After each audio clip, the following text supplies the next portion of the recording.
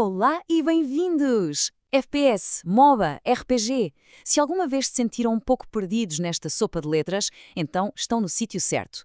Hoje, vamos a isso. Vamos descodificar o que é que cada género de videojogos realmente significa. Pois é, ação, aventura, RPG são palavras que ouvimos a toda a hora no mundo dos jogos, não é verdade? Mas o que é que elas querem mesmo dizer? O que é que distingue uma da outra? É isso que vamos tentar perceber juntos.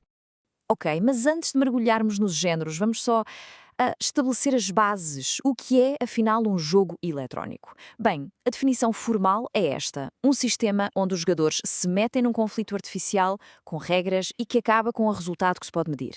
Parece simples, não é? Mas pensem em toda a complexidade que nasce a partir desta ideia tão básica. E este vai ser o nosso mapa para esta viagem. Começamos pela definição, que já vimos, depois mergulhamos na ação pura e dura. A seguir, vamos puxar pela cabeça com estratégia e RPG. Passamos para os mundos abertos à exploração e, por fim, espreitamos o futuro para ver como tudo isto se está a misturar. E vamos a isso. Vamos começar com a adrenalina no máximo, a categoria de ação. É aqui que os reflexos são tudo. São aqueles jogos que nos põem mesmo no centro do furacão, a exigir reações, em frações de segundo. E claro, dentro da ação há um rei. Talvez o género mais famoso de todos, o FPS, que, para quem não sabe, quer dizer First Person Shooter. Jogo de tiros na primeira pessoa. E a palavra-chave aqui é mesmo imersão. A câmara está literalmente nos nossos olhos, nós somos a personagem. O objetivo, claro, é quase sempre o mesmo: atirar e fazê-lo com rapidez e precisão. Pensem em jogos como Call of Duty ou até o clássico dos clássicos, o Doom. São exemplos perfeitos desta experiência super intensa. Mas o mais fascinante nisto tudo é ver como os géneros efluem, como nascem uns dos outros. O Battle Royale, por exemplo, não apareceu do nada. Ele nasceu porque os jogadores queriam mais, algo mais imprevisível que os jogos de tiro normais. A ideia, que curiosamente veio de um romance japonês, foi a resposta perfeita. Pegarem mais de 100 jogadores, largá-los numa arena gigante e dizer só pode haver um. Uma reviravolta absolutamente genial na fórmula. E a experiência de um Battle Royale assenta nestes 4 pilares fundamentais. Primeiro, a escala. É massiva, com imensos jogadores num mapa gigante. Depois, a sorte, aquela corrida inicial para encontrar armas e equipamento.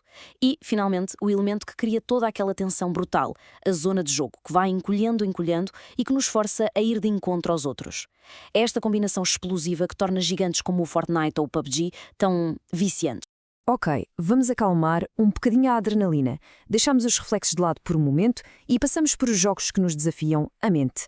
Aqui, a vitória não vem da rapidez com que se prime o botão, mas sim da qualidade do nosso plano, das decisões que tomamos. E quando falamos de estratégia, há uma grande divisão.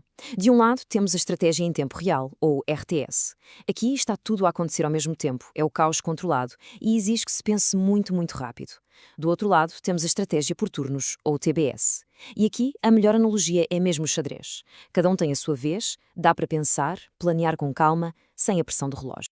E reparem, aqui está aquele padrão de evolução outra vez. Tal como o Battle Royale nasceu dos shooters, o MOBA nasceu de uma modificação de um jogo de estratégia em tempo real. Os jogadores perceberam que era mais divertido controlar um único herói superpoderoso do que um exército inteiro. E foi assim que nasceu o Multiplayer Online Battle Arena, o MOBA. A receita de um MOBA é, na verdade, muito clara. Temos 2 equipas, 5 heróis de cada lado, cada um com os seus poderes únicos. O objetivo? Destruir a base inimiga. Mas o segredo, o verdadeiro segredo, está na cooperação. Isto não é um jogo de cada um por si. É 5 contra 5. A estratégia de equipa é tudo. Vamos a outro gigante, o RPG, ou Role Playing Game, traduzindo jogo de interpretação de papéis. E o nome diz tudo. O mais importante aqui não é só ganhar, é viver uma história, é encarnar uma personagem. E este ciclo que estamos a ver é, sem dúvida, o coração de qualquer RPG. É um ciclo que nos agarra. Nós derrotamos inimigos, completamos missões e ganhamos experiência, o famoso XP. Depois usamos essa experiência para melhorar a nossa personagem, para a tornar mais forte, e com uma personagem mais forte, conseguimos enfrentar desafios ainda maiores. É uma viagem constante de crescimento e superação. Mudando de novo de cenário, vamos agora para uma categoria um bocadinho mais aberta. Falamos de jogos onde o foco principal é a imersão num mundo, seja para o explorar, para criar ou simplesmente para viver uma outra vida. Ok, esta tabela ajuda a arrumar as ideias, mas a verdade é que cada um destes géneros nos dá um tipo de imersão muito diferente. Nos jogos de aventura, como um Zelda, o que nos move é a descoberta, a vontade de desvendar mistérios e explorar cada canto daquele mundo. Já nos de simulação, como o The Sims ou um Gran Turismo, o objetivo é o outro, é replicar com o máximo de detalhe possível uma atividade do mundo real, seja gerir uma família ou pilotar um carro de corrida. E depois temos os jogos sandbox, como o Minecraft, e aqui a palavra-chave é liberdade. Liberdade total. Não há um objetivo fixo. O jogo dá-nos as ferramentas, dá-nos o mundo e o único limite é mesmo a nossa imaginação. Muito bem, depois de termos andado aqui a arrumar tudo em caixinhas bem definidas, vamos agora ver como o futuro dos videojogos está basicamente a deitar estas paredes todas abaixo. As fronteiras entre os géneros estão a ficar cada vez mais esbatidas. É isso mesmo, as fronteiras estão a desaparecer.